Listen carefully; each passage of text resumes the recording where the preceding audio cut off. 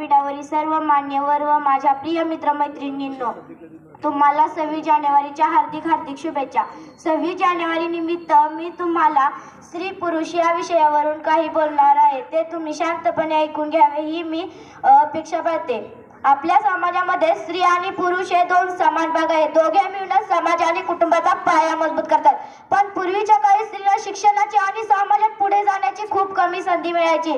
त्यांना फक्त घरकामापुरतं मर्यादित ठेवलं जायचं। पण आता काळ बदलला आहे। आजची स्त्री शिक्षित आहे, आत्मनिर्भर आहे आणि प्रत्येक क्षेत्रामध्ये आपली ओळख निर्माण करत आहे।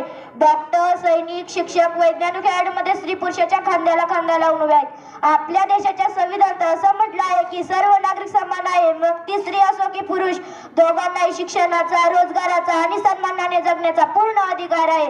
तरी काही ठिकाणी स्त्रीला कमी लेखलं जातं, त्यांच्यावर अन्याय होतो। हे बदलण्यासाठी आपण प्रत्येकाने प्रयत्न केले पाहिजेत। मुलगा आणि मुलगी या दोघांना समान शिक्षण आणि प्रोत्साहन मिळायला हवं, कारण एक शिक्षित पुरुष एका व्यक्तीला घडवतो, पण एक शिक्षित स्त्री पूर्ण पिढीला घडवते। मित्रांनो, आपण सर्वांनी ठरवूया की आपण कोणालाही लिंगावरून कमी लेखणार नाही।